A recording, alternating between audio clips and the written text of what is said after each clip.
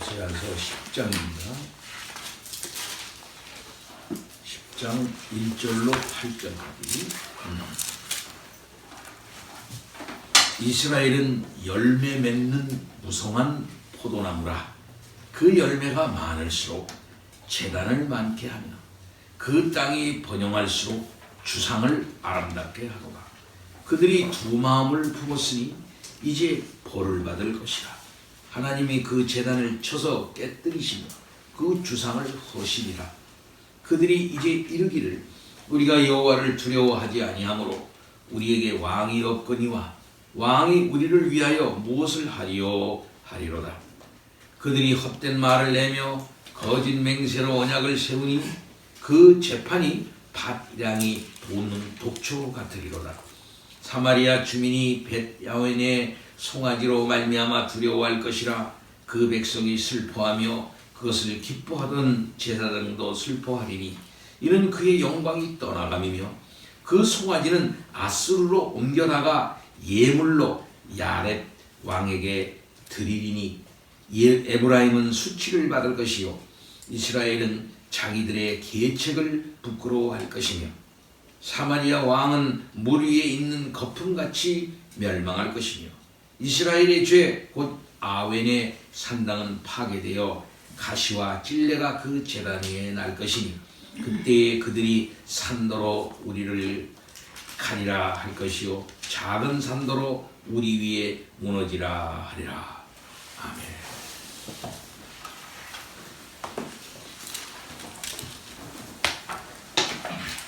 저는 서울에서 어린 시절을 보냈습니다. 그래서 서울에 어릴 때는 청파동이라는 곳에서 살았어요. 근데 청파동이 어딘고 하니 숙대 밑에가 청파동입니다. 그 숙대 밑에가 남영동이라는 곳이고 유명한 그 남영동에 안전가옥 있지 않습니까? 박종철 열사가 죽은 곳 바로 그 건물이 사실상 그때는 있었는지 모르지만 나중에 그게 저 건물이었구나. 우리 맨날 동네마다 지나다녔는데 아무것도 몰랐는데 그런 곳이 바로 저기로구나 했었던 데가 있었고 4.19도 거기서 제가 다 목도를 했습니다. 근데 무슨 얘기를 하려고 하는 거 아니 4.19가 일어나고서 그 며칠간을 제가 그 남영동과 남산 일대를 쭉 한번 이렇게 어릴 때 돌아본 일이 있었습니다.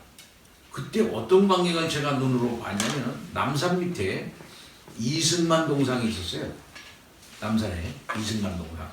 그러니까 지금 어린이공 그때는 거기가 도서관이 됐는데 옛날에는 어린이 무슨 그게 있었거든요. 근데 거기가 원래는 신단이었습니다. 신단. 그러니까는 그 남산에 그게 올라가는 그 흙에 일본의 뭡니까 동방여배하는 그 신단 있잖아요. 그 신단이 거기에 쫙 계단에 올라가면 거기 크게 있었어요. 그런데 그 자리 그 밑에 이승만 동상을 제가 그때 했어요. 그게 4.19가 나니까 학생들이 제일 먼저 뭘 하는 거 아니? 이승만 동상에다가 밧줄을 딱 걸어가지고 거기다 탁 넘어뜨렸어요. 그러니까 한동안 그 이승만 동상이 거기에 그냥 땅바닥에 떨궈져 있었던 거야. 예. 여러분 레닌 동상이나 스탈린 동상이나 특별히 레닌 동상이 땅바닥에 뚝 떨어진 거 여러분 보셨죠? 후세인이 이게 그 동상이 모가지가 딱 꺾여가지고서 떨어지는 거 여러분 영화의 그 뉴스에서 보셨지 않습니까? 꼭 그와 같이 저 어릴 때 이승만 동상이 땅바닥에 널브러져가지고 딱 떨어져 있더라고. 예. 거의 목이 부러져가지고서 말이야. 딱 떨어져 있는 그 한동안 거기 방치돼 있었어요. 그걸 어릴 때 눈으로 그걸 본 거야. 이게 지금도 눈에 선해요. 예. 이 동상. 그래서 저는 이 동상이라는 이미지의 그 시를 약 한 30여 편 제가 지어가지고 연작시로 쭉 지어가지고서 이제 가지고 있습니다. 동상. 동상 그것은 하나의 어떤 의미를 갖고 있느냐 하면 정치 종교적인 의미를 그게 가지고 있는 거거든요. 예. 그래서 그 동상이 땅바닥에 떨어졌다 하는 것은 그만큼 정치 종교적인 권위와 그 이미지가 거부됐다고 하는 것을 이제 의미하는 것이거든요. 우리가 살펴보려고 하는 이 북쪽 이스라엘의 정치 종교, 이것도 그와 똑같은 것입니다. 예. 호세아의 6번째 설교에 우리가 이제 들어갑니다. 크게는 이제 두 부분으로 오늘 8장을 10장을 나눌 수가 있겠어요. 전반부는 1절부터 8절입니다. 하나님께서 복으로 주신 이 물질적인 풍요를 크게 누리면 누릴수록 북쪽 이스라엘은 더 많은 우상을 만들어서 섬김으로써 하나님을 떠났다 하는 것이 1절서부터 3절이에요.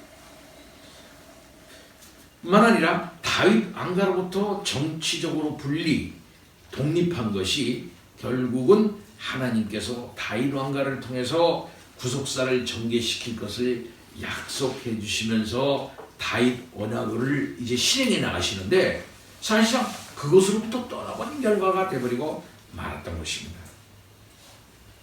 이런 차원에서 하나님의 백성으로서 마땅히 이루어야 할 하나님의 나라로서의 그 본질을 망각하고 예루살렘 성전의 대체물로서 금송아지 우상을 만들어가지고 결국은 하나님 신앙을 하나의 정치 체제를 옹호하는 수단으로 격화시킴으로써, 이것이 4절부터 8절이에요. 두 가지 죄를 지적을 하고 심판을 경고한 사실을 얘기하고 있는 것입니다.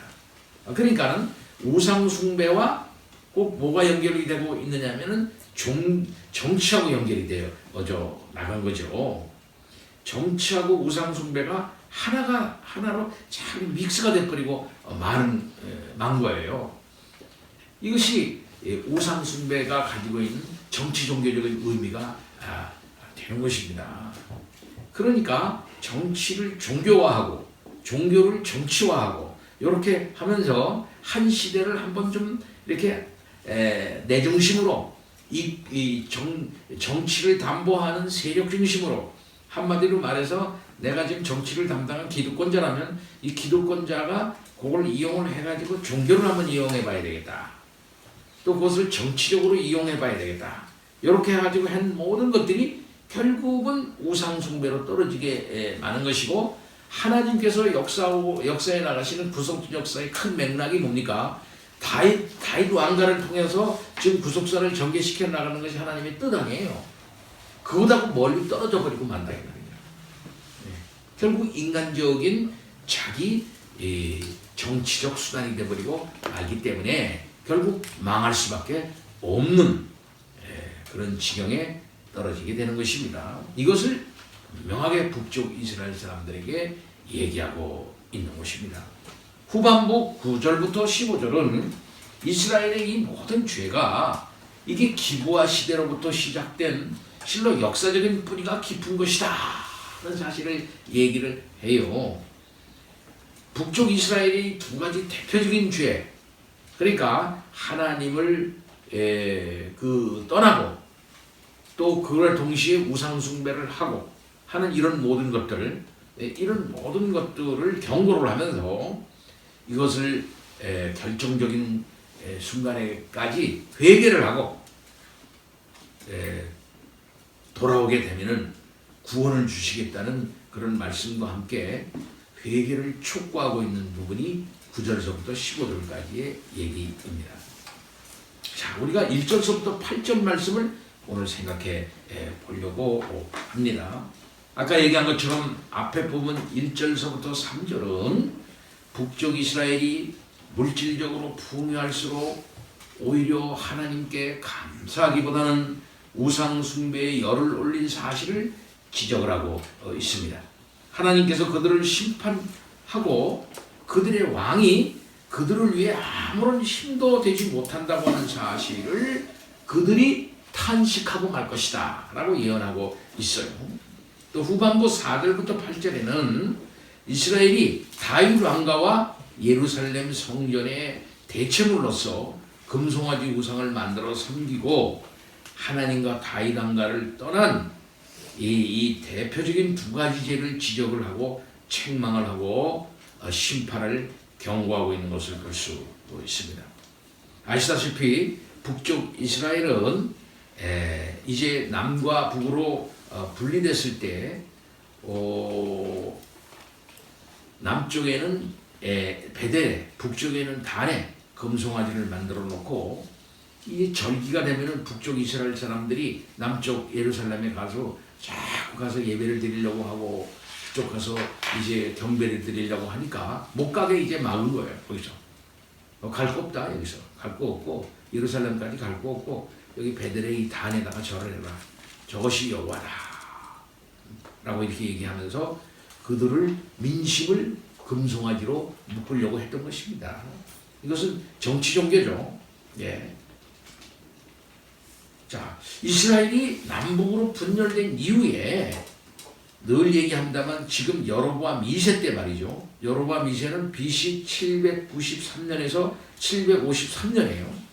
여기에 역사적인 번영을 구가를 합니다. 아주 경제적으로 크게 부흥을 해요. 정치적으로도 안정을 합니다. 경제적인 이 정치 경제적인 이 부흥은 백성들에게 무엇을 갖다 주면 도덕적 타락을 가져다 줬어요. 물질적인 번영이 있게 되니까 영적으로는 심각한 타락의 늪에 빠지게 되었던 것이고 바알과 같은 가나안의 우상과 금송아지 신상을 섬기게 되었고 엄청나게 부패하고 말았던 것입니다. 이때 하나님께서는 선자를 보내서 많은 경고를 했지만 듣지를 않고 끝까지 회개하지 않음으로써 결국 멸망하게 되는 것이죠. 자, 1절을 읽습니다. 이스라엘은 열매 맺는 무성한 포도나무라 그랬어요. 열매 맺는 포도나무. 이 포도나무에 대한 비유는 아주 많죠. 이스라엘을 포도나무로 비유를 한단 말이죠. 이 북쪽 이스라엘을 무성한 포도나무로 비유하고 있는데 이것은 뭐냐면 좋은 의미의 비유가 아닙니다. 예. 그래서 제가 다시 쭉 살펴보니까 어떤 번역은 변종한 포도나무라 이렇게 번역을 하고 우리 선생의 최의연 박사라고 이제 그 구약에 아주 그 히브리어 헬라어에 아주 굉장히 능통한 그런 그 고명한 선생이 있는데 그분이 새롭게 구약 성경을 다 제대로 번역하고 돌아가셨어요. 이제 그분 제자가 이제 저한테 같이 원어 공부했던 그 분이 있는데 그분이 한 거라고 하면서 하나를 저한테 이제 선물로 주셨는데 거기를 보니까 그분은 이걸 어떻게 봤냐면 변종한 포도나무라 이게 변종 종이 변했다는 거예요. 변종한 포도나무라 이렇게 번역을 했어요. 이 히브리 원문에는 무슨 말이 있냐면 앞에 자기를 위하여라는 말이 있습니다. 자기를 위하여. 이게 번역이 안 됐어요. 그래서 표준 세번역이나 쉬운 성경이나 다른 성경 보더라도 요 말이 빠져 있어다. 이상하게 왜 그렇게 빠졌나 몰라요. 예. 이게 개혁 성경에는 번역이 되지 않고 다른 번역에 번역이 되지 않지만은 히브리 원문에는 무슨 말이냐면 자기를 위하여라는 말이 있습니다. 예. 자기를 위하여 열매 맺는 이렇게 열매 맺는이라는 말 앞에 자기를 위하여 이런 말이 들어있다 이 말이에요. 예. 그러니까 하나님 중심적인 번영이 아니라 인간 중심적인 번영이라 이 말이에요. 그러니까 비웃는 말이에요. 이게. 예. 실로 북쪽 이스라엘은 하나님의 영광을 위하여 무성하게 이렇게 촤 이런 게 아니라 자신들의 영광을 위하여 모든 노력과 수고를 했다. 여기서 무성하다라고 하는 말은 무성하다는 말은 무슨 말이냐면 비우다, 공허하다는 뜻도 갖고 있어요. 비우다, 공허하다. 그러니까 북쪽 이스라엘 백성들이 자기를 위하여 뭔가 이렇게 열매를 맺었는데 그것은 공허한 것에 불과하다 이런 뜻이 있다 이 말이에요. 이 안에. 그러니까 호세아서에는 그 언어 프레이가 있어요. 예, 언어 프레이. 말을 이제 프레이를 언어 프레이가 있습니다. 저도 이제 시를 이게 꽤 나름대로 좋아하기 때문에 특별히 그 조소하고 그다음에는 페이소스하고 그다음에 이렇게 그 뭡니까 놀리고 막 이런 걸 표현을 좀 많이 써요 현대시에는. 저도 그런 시를 이제 많이 쓰는데 특별히 제가 근래에 쓴 그 쓰레기론이라는 걸 60여 편 썼어요. 쓰레기론이라는. 그 다음에 쓰고 이제 그만 써야 되겠다 해서 썼는데 또 자꾸 쓰고 싶죠 해서 쓰레기론이라는 시를 14편을 또 다시 썼어요. 다시 쓰레기론. 그럼 비웃는 거예요. 현 상황을 비웃는 거예요. 이렇게 싹 비우면서 이렇게 하는 시인데 여기 그런 표현이 많이 나와요. 그러니까 시적 표현입니다. 놀리는 거죠. 그래서 이렇게 반대로 얘기하는 반어법도 있고 그런 의미의 얘기예요. 그 열매가 무성한 것 같으나 그 열매는 사실상 공허한 것이다. 전혀 의미가 없는 공허한 것에 불과하다라고 하는 암시가 이 안에 들어있어요. 이것은 하나님 중심적인 그 무성함이 아니라 자기 중심적인 노력에 의해서 지극히 허무한 아무 가치가 없는 것이다 라는 뜻이 들어있어요. 이 안에. 그래가지고 그 열매가 많으면 많을수록 나쁜 짓을 하는 거예요. 재단을 많게 하고 그 땅이 번영할수록 열매가 많다는 말과 번영할수록이라는 것은 이제 서로 간에 대비 패러럴이라고 해요. 여러분 같이 똑같은 말이 계속 반복된단 말이죠. 열매가 많을수록 번영할수록 재단을 많게 하고 주상을 아름답게 한다. 이것은 뭐냐면은 이게 공허한 것이라 공허한 것. 이게 아무런 의미가 없는 것이다. 여로보암 2세 때의 번영과 그들의 죄악된 행위를 그대로 지적하고 있는 것입니다. 북쪽 이스라엘 백성들은 나라가 번영하면 그들의 삶이 풍요해지자 그 모든 것들이 그들이 숭배하는 우상의 은혜로 알고 많은 제단과 주상을 세워서 그에게 경배하고 제사했던 것입니다. 얼마나 참 하나님 아버지 앞에 패역한 일이에요. 이 반역이죠, 반역. 그야말로 심판받아 마땅한 일이다. 말할 수 있습니다. 그래서 2절에는 그것을 두 마음을 품었다라고 표현해요. 그들이 두 마음을 품었다. 그 두 마음을 품었다 그러니까 이제 벌을 받을 것이다. 두 마음을 품었다는 것은 우리가 앞에 부분에서 살펴본 것처럼 우상과 하나님 사이에서 머뭇거리면서 종교를 갖다가 혼합시킨 거죠. 종이 두 주인을 동시에 섬길 수가 없고요. 한 여인이 두 남편을 동시에 섬길 수가 없는 거 아닙니까? 하나님과 우상을 함께 섬기는 것, 용납할 수가 없는 일이란 말이죠. 인간은 하나님과 우상 둘 중에 하나를 선택하지 않으면 안 되는 거예요. 얼마 전에 저는 어떤 글을 봤는데 간디의 종교다. 간디. 간디 있잖아. 유명한 그 인도의 간디. 간디의 종교. 간디가 그 영국에 와서 유학을 했어요. 영국의 그 성공회를 이렇게 맛본 사람입니다. 근데 그 사람이 이제 변호사도 하고 굉장히 지식인이죠. 근데 어떤 사람은 간디를 예수 믿는 사람으로 착각을 해. 간디 예수 믿는 사람 아니에요. 간디가 말했어요. 그 사람한테. 그 책에도 그렇고 그쪽 보면은 모든 종교는 다 하나지요. 다 그 양반도 그렇게 생각하는 거예요. 인도 사람들은 다 그렇게 생각해요. 모든 종교는 다 하나지요. 참 좋은 말씀이죠. 이것도 받고 저것도 받고 내 속에서는 아무런 충돌이 없어요. 아무런 충돌이 없습니다. 하고 그렇게 말하는 거예요. 좋은 거 다 좋은 거죠. 뭐 다 이렇게.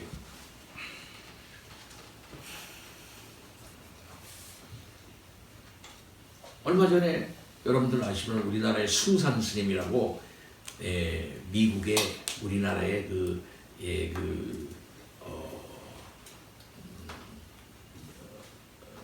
우리나라의 선을 전한 사람이에요. 선, 우리나라의 선, 그 선을 내가 이름이 잊어봤는데 그 선도 한 게 있어요. 그 선을 전한 사람인데 선불교를 이제 전한 분이에요. 근데 그분이 거기 가서 예대학인가 거기 가서 강연을 했을 때 한 젊은이가 그를 듣고서 이제 불교로 이제 귀한 사람이 있어요. 철학을 전공한 사람이야. 근데 그 사람이 얼마 전에 우리나라의 조계종을 떠나겠다. 우리나라를 떠났어요. 이 조계종이 계급주의에 다 문드러져 있고, 그 다음에는 템플 스테인이 있다는 짓 하면서 돈만 벌려고 그러고, 실제로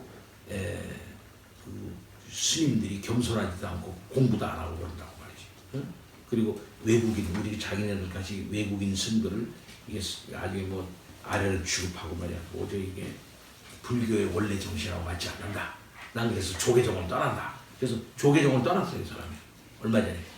실상. 우리나라 불교하고 난 손을 하고, 난 자기 나름대로 가서 다르게 하겠다 하고 떠나는 유명한 스님이에요. 근데 그분의 책을 제가 2권이 있는데, 그분의 책을 한번 봤어요. 숭산의 제자인데, 2권을 봤는데, 그분이 자기네 집안은 전통적인 캐토릭 집안이야. 전통적인 캐토릭 집안. 그리고 자기는 예수 믿는다는 거예요, 자기가. 자기 예수 믿는데요. 자기네 아버지하고 어머니한테 계속 처음에는 계속 그냥 이게 안 맞아가지고 이렇게 설득을 막 하고 그러다가 결국 자기네 집안에서 자기를 이해하게 됐다는 거예요. 자기네 부모를 데려다가 와서 템플 스테이하고 다 가르쳐 주니까 이거 괜찮네 이렇게 됐다는 거예요. 그러면서 자기 속에도 참 이게 충돌이 없다는 거예요. 예수 믿는 그것과 자기가 선불교를 해가지고 추구해 나가는 그것과 전혀 충돌이 없이 자기 속에는 하나가 되어 있다. 이렇게 얘기하더라고요. 혼합된 거죠. 이게 싱크리티즘이라고 해요. 싱크리티즘. 혼합됐다 이게. 이 싱크리티즘이 이 고대나 현대나 다 심각한 문제를 가지고 있는 거예요. 그러니까 이 싱크리티즘이 한쪽 문화를 전해질 때 거기에 이제 싱크리티즘, 그게 혼합이 이루어져요. 종교의 혼합이 이루어져요. 그래서 종교학에서는 혼합이라는 말도 쓰고 습합이라는 말도 씁니다. 종교 습합. 그래서 이 종교와 저 종교가 서로 간에 흡수하고 그러면서 하면서 하나의 다른 게 이루어진다. 종교 습합 현상이 이루어진다. 종교 습합 현상이 이루어질 때는 이것도 아니고 저것도 아니게 돼버리고 마는 거예요. 불교 나름, 그래 불교에서는요, 이런 현상이 일어나면 오히려 그런 것들을 받아들여가지고 자기가 불교가 더 풍성해진다고 생각하는 거예요. 풍성해진다고. 그러나 우리 기독교는 그게 아니고, 이런 종교 혼합 현상이 발생되어질 때 무엇이냐면 하나님 유일신 사상이 거기서 손상을 입고, 우상 숭배가 들어옴으로 말미암아 인간의 하나님에 대한 신관념이 깨져버리고 마는 거예요. 곧 하나님의 속성이라는 것은 영이신 하나님이신데, 우상이라고 하는 것은 보이는 것이란 말이에요. 형상이라면 형상. 그러니까 하나님을 상상을 하되, 하나님을 인식을 하되, 이 형상적 개념으로 하나님을 인식을 하게 돼요.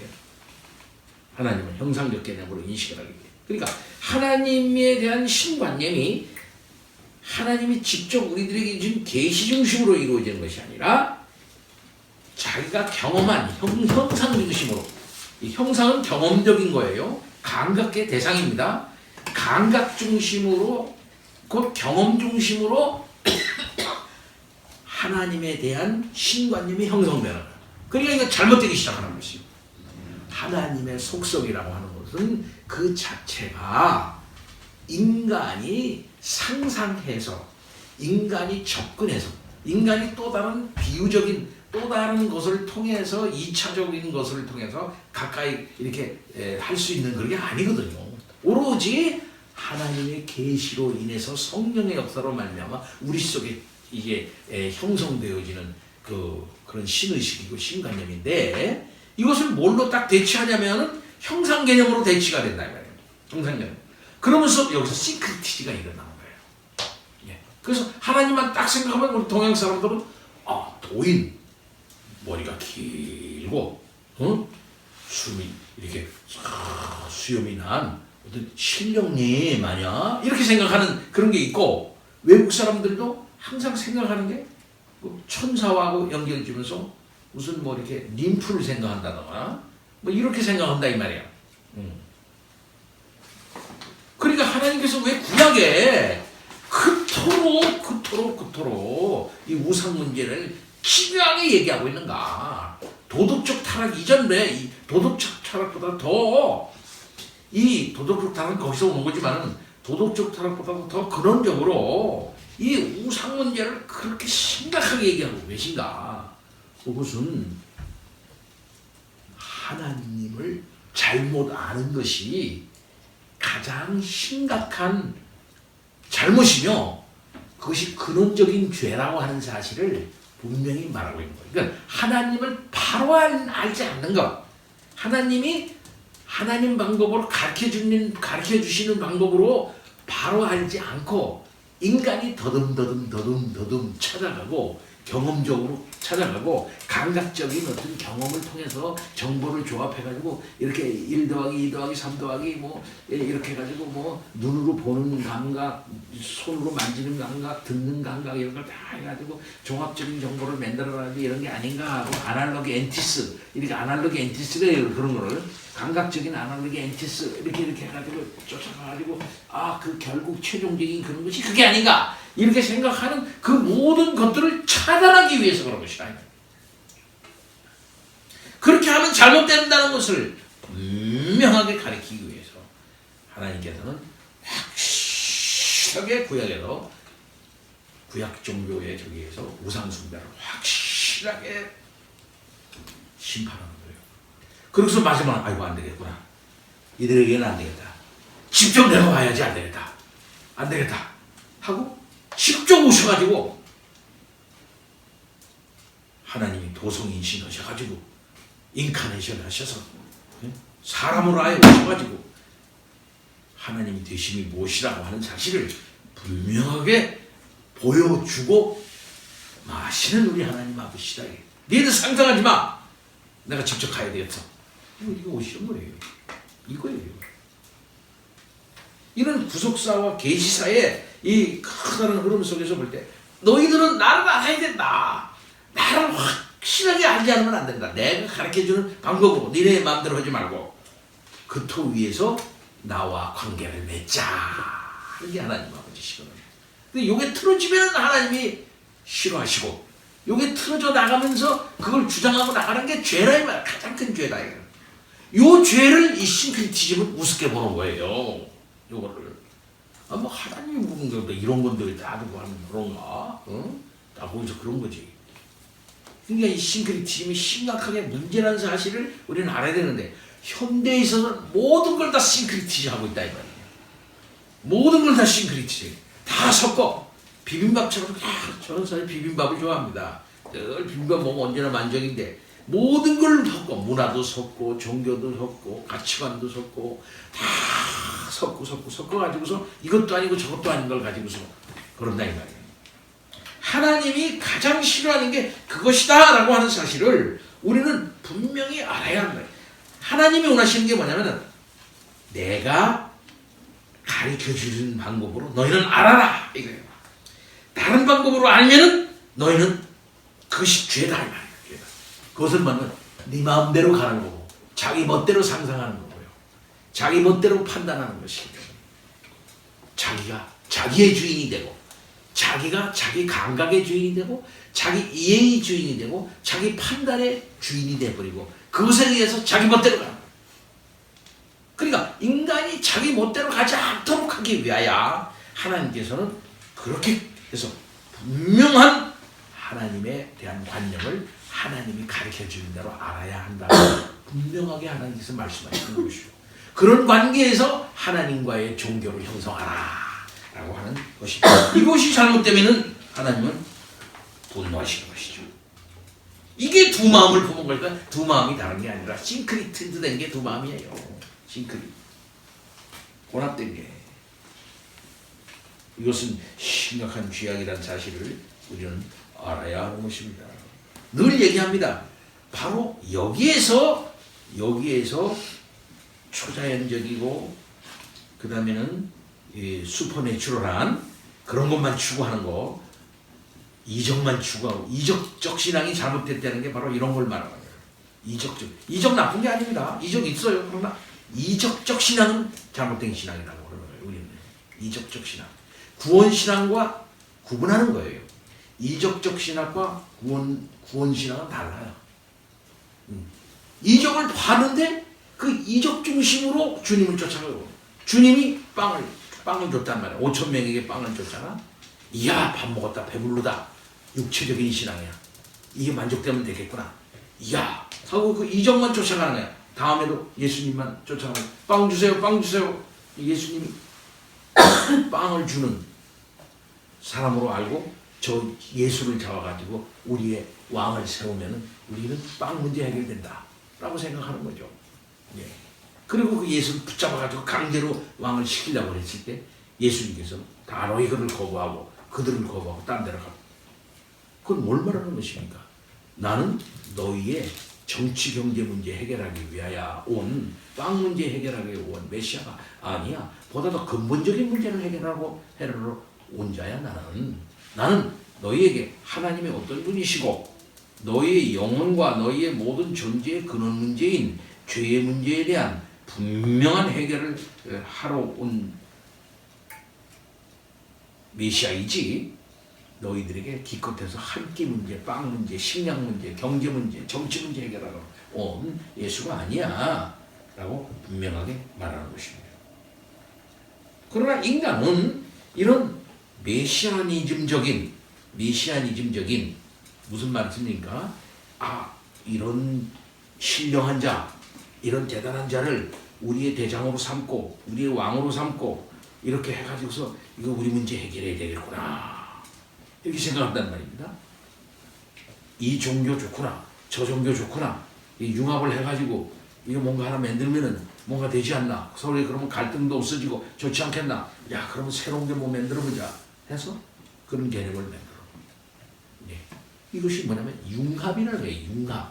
현대 융합이라는 게 그런 데서부터 나와요. 융합. 그래서 동서지평융합. 네? 정신과 육체는 하나다라고 하는 그런 것. 온이라는 게 무슨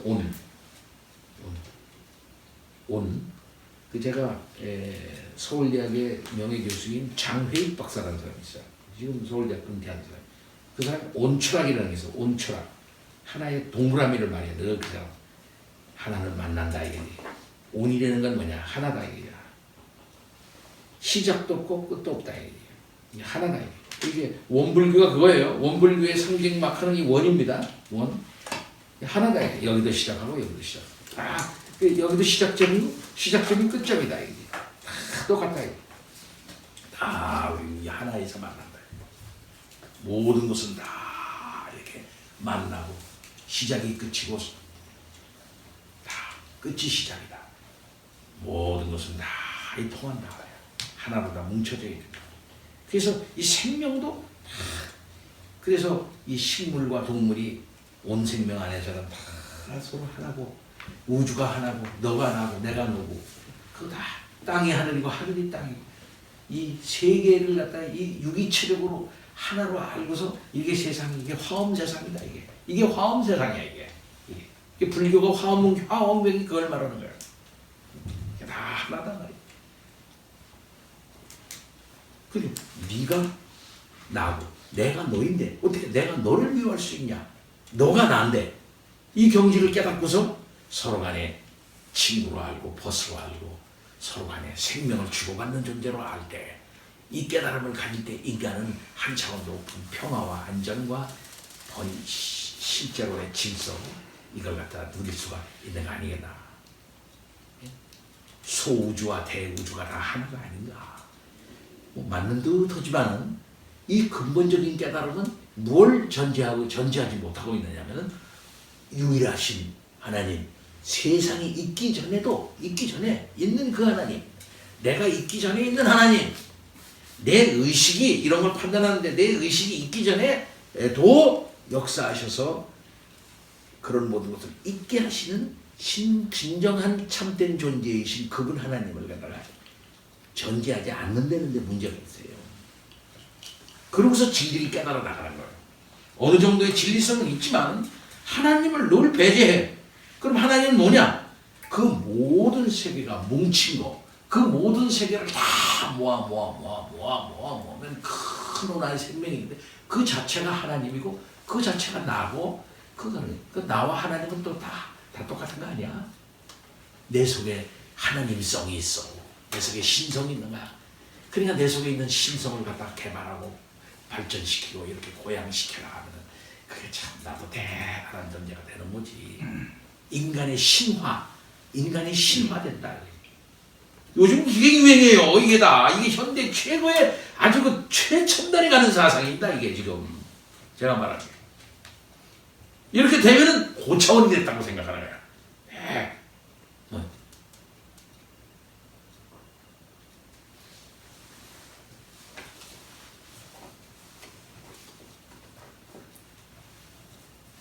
뭐 초파라든지 프리고진이라든지 또 무슨 뭐 이런 사람 다 그런 얘기 하는 거예요. 제가 다 그쪽 봐봤어요.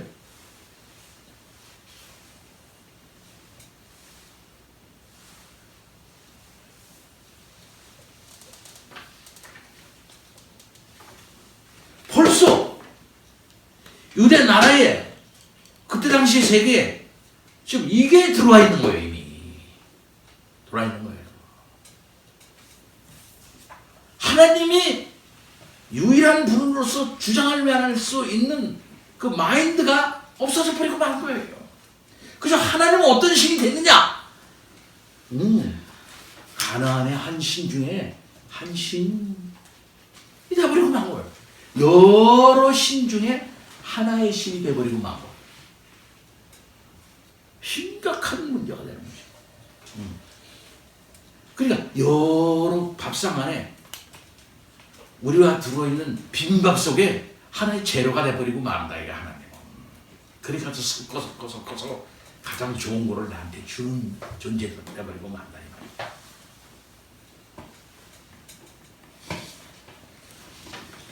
이런 신관념의 심각한 타락으로 말미암아 하나님께서는 안 되겠다 싶으신 거예요. 안 되면 그건 쳐야 돼. 그래서 하나님이 2절에 그 제단을 쳐서 깨뜨리시고 그 주상을 허시리라. 하나님은 그 백성을 심판하신과 동시에 그들에게 범죄의 방편처럼 제공되고 있었던 가시적인 그 제단들과 감각적 대상으로서의 형상물인 주상을 제거하시는 거예요. 깨뜨린다. 이거는 뭐냐면은 목을 꺾는다는 소리예요. 깨뜨린다. 목을 꺾는다. 목을 꺾어. 그래서 말이나 나귀의 목을 꺾는다는 말을 나타낼 때 이 말을 사용했어요. 목을 꺾어버리는. 이거는 하나님의 강한 분노를 나타내는 말이에요.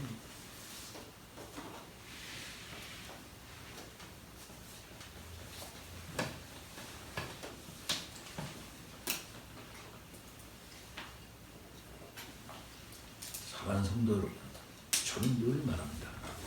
늘 그 위험성을 얘기합니다. 우상숭배와 하나님 신앙 동전의 양면과 같이 가깝다. 금방 바뀌는 거예요. 동전은 저는 망령된 소리를 들었어요. 어느 큰 교회, 무슨 성교회, 서울에 있는 무지무지 큰 교회. 그 세습 때문에 문제가 된 그 교회. 그 성도들이 건세기 내가 그래서 우리 목사님, 원로 목사님은 예수님하고 같은 반면 아니야? 이딴 소리를. 우리 원로 목사님 말씀 안 들으면은 예수님 말씀 안 들은 거랑 같은 것 같아. 그런 느낌이 있어. 이런 말을 하는 글이 있는 거야. 이런 식으로 돼버렸다 이 말이에요. 예.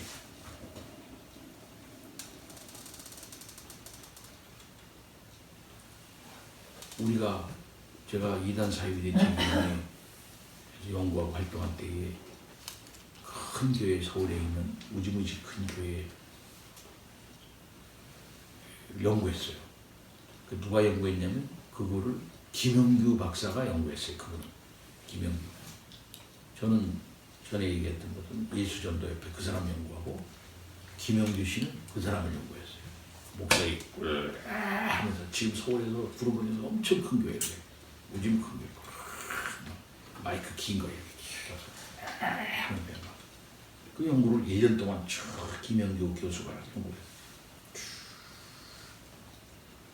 그래서 우리 위원회에서 논문을 발표하고 토론하면서 이거 어떻게 하면 좋냐. 그 양반 말씀, 이거는 종교개혁 신앙으로 볼 것도 없이 캐토릭 고대 이단이다. 고대.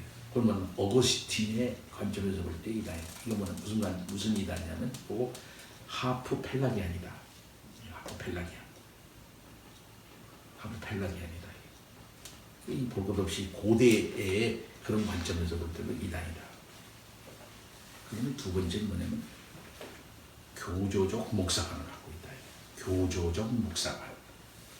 그분의 많은 설교와 테이프를 들었을 때 뭐라고 얘기하냐면 내 말 안 들으면은 천국 못 가. 내 말 안 들으면 천국 못 간다는 거야. 내 말 안 들으면. 왜? 나는 하나님의 사자니까. 그러니까 내 말 안 들으면 안 돼. 교조적 목사관을 갖고 있다. 그러니까 그 말 안 들으면 안 되니까 교회가 완전히 목사 맘대로 그냥 싸그라들게 움직여 나가는 걸 그걸 질서요 은혜라고 생각을 하는 거야. 어? 그리고 목사는 교조적인 권위주의와 영적인 권위를 행사하면서 마음대로 행동을 하는 거야. 그러면서 신적 권위를 자기가 약간 건드려요. 그리고 교인들은 그걸 보면서 신적 권위를 느껴. 그런 차원에서요. 그거 가지고 있는 그 어떤 절대성, 하나님이 함께 하시는 저 사람 말 안 들으면 큰일 날 것 같은 그런 느낌을 거기서 받는단 말이죠. 이게 뭡니까? 이게 우상이라는 거예요. 사람 우상. 이게 이렇게 돼요. 인간은요. 이렇게 됩니다. 무서운 거예요, 이게.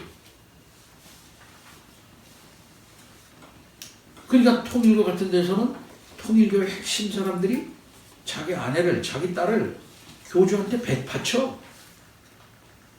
유명한 박보이죠, 박보이. 제2인자, 문선명의 2인자 박보이도 자기 마누라, 자기 딸을 바쳤어요. 왜? 문선명이한테 바쳐. 피가 좀 해주세요. 한 번 좀 이렇게 해줘서 좋은 피를 좀 흘려주세요. 이렇단 말이에요. 이렇게 된다 이 말이야. 이게 돼. 이게 더러운 인간이 가지고 있는 우상심리라는 거예요.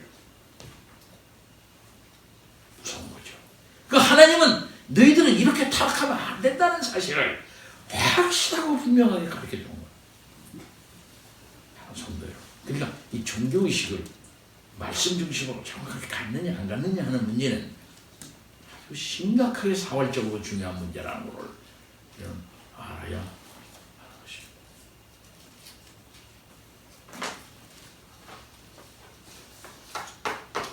다 같이 기도합시다. 하나님 아버지 감사합니다. 우리들에게 한치라도 우상적 진리가 있기 때문에 그것을 제어하고 오직 하나님이 주시는 거룩한 말씀 중심적인 신의식과 그 관념을 형성해서 하나님을 잘 따라가는 우리들이 되게 하여 주옵소서. 예수 그리스도 이름으로 기도하옵나이다. 아멘.